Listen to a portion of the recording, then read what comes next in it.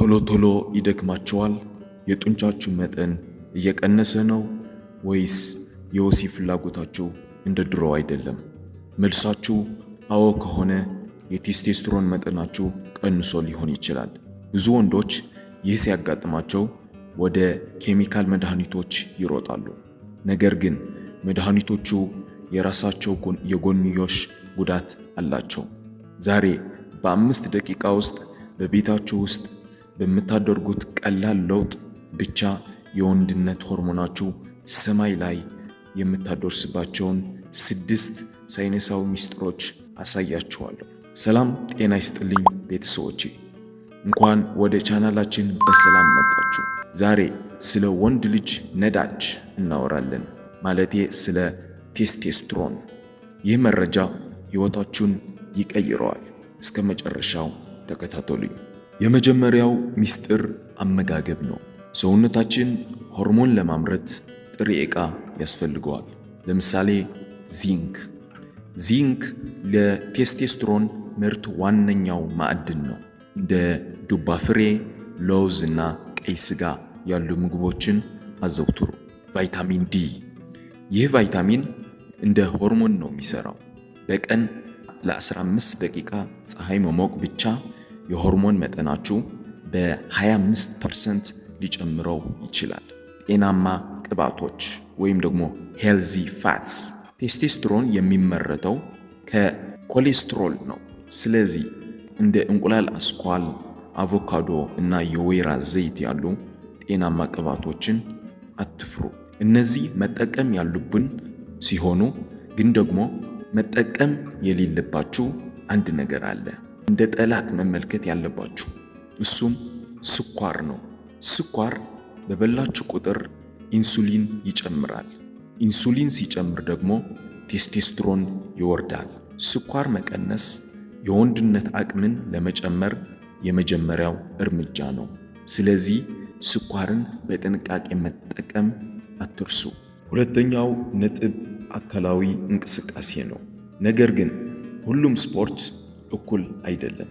ቴስቴስትሮን እንዲመረት ከባድ ሥራ መስራት አለበት። ለምሳሌ ክብደት ማንሳት፣ በተለይ እንደ ስኳትስ፣ ዴድሊፍትስ እና ቤንች ፕረስ ያሉ ኮምፓውንድ እንቅስቃሴዎችን ለሆርሞን መመንጨት እጅግ በጣም አስፈላጊ ናቸው። ሃይ ኢንተንሲቲ ኢንተርቫል ትሬኒንግ፣ ለአጭር ጊዜ ከፍተኛ ፍጥነት መሮጥና ማረፍ ሆርሞኑን ያነቃቃል። ከመጠን በላይ ረጅም ርቀት መሮጥ ግን ቴስቴስትሮንን ቀንስ ስለሚችል ጥንቃቄ ያድርጉ። ሦስተኛው ነጥብ የሚሆነው እንቅልፍ ነው። እንቅልፍ በተለምዶ የሆርሞን ፋብሪካ እየተባለ ይታወቃል። ይህ ምናልባት ከሁሉም በላይ ወሳኝ ነጥብ ሊሆን ይችላል። ቴስቴስትሮን በብዛት የሚመረተው ተኝታችሁ ሳለ ነው። በቀን ከ5 ሰዓት በታች የሚተኙ ወንዶች የቴስቴስትሮን መጠናቸው ከ10 እስከ 15 ዓመት እንደሸመገለ ሰው ዝቅ ይላል። በቂ እንቅልፍ ካላገኛችሁ የምትበሉት ምግብም ሆነ የምትሰሩት ስፖርት ውጤት አይኖረውም። በቀን ቢያንስ ከ7 እስከ 8 ሰዓት ጥራት ያለው እንቅልፍ መተኛታችሁ አረጋግጡ። አራተኛው ነጥብ ጭንቀት ነው። ስትጨነቁ ሰውነታችሁ ኮርቲሶል የተባለ ሆርሞን ያመነጫል። ኮርቲሶልና ቴስቴስትሮን እንደ ሚዛን ናቸው። አንዱ ሲጨምር ሌላኛው ግዴታ ይወርዳል። በስራ፣ በገንዘብ ወይም በግንኙነት ምክንያት የምትጨነቁ ከሆነ የወንድነት ሆርሞናችሁ ሰለባ ይሆናል። ጭንቀትን ለመቀነስ የሚረዱ እንደ ስፖርት፣ መዝናናት ወይም በየሃይማኖቶቹ ጸሎት፣ ማሰላሰል ያሉ ነገሮችን አዘውትሩ።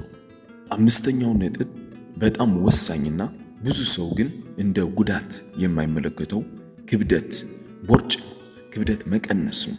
በሰውነታችን ውስጥ ያለው ስብ በተለይ ቦርጭ አሮማቴስ የተባለ ኢንዛይም ይይዛል።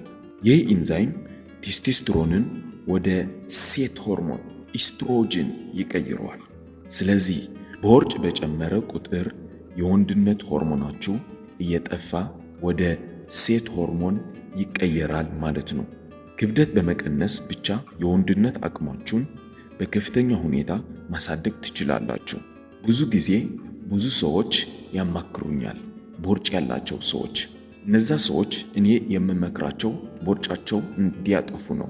አንዳንዶቹ ሳይቀበሉት ሲቀሩ ይሄ ለዚህ ምክንያት አይሆንም እያሉ ሳይቀበሉት ሊቀሩ ይችላሉ።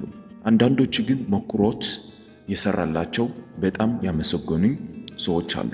ስለዚህ ቦርጭ ዋነኛው ጠንቅ ነው ማለት ነው። ይህንን አስምራችሁ ይዛችሁ ቦርጫችሁን ማጥፋት ትችላላችሁ።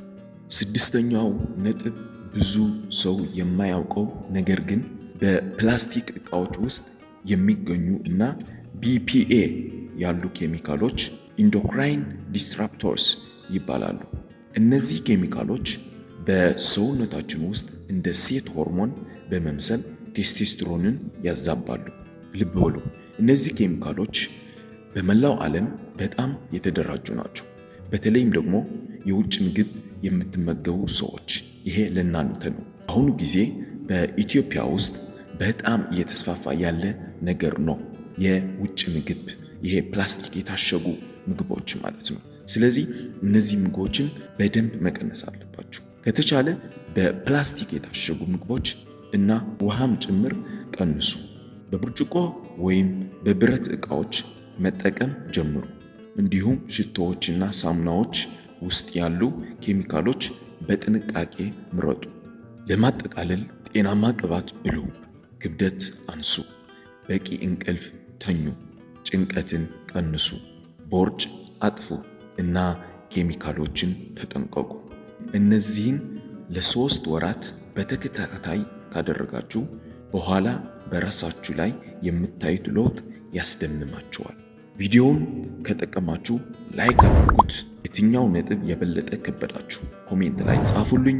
ለጓደኞቻችሁ ሼር ማድረጋችሁን አትርሱ።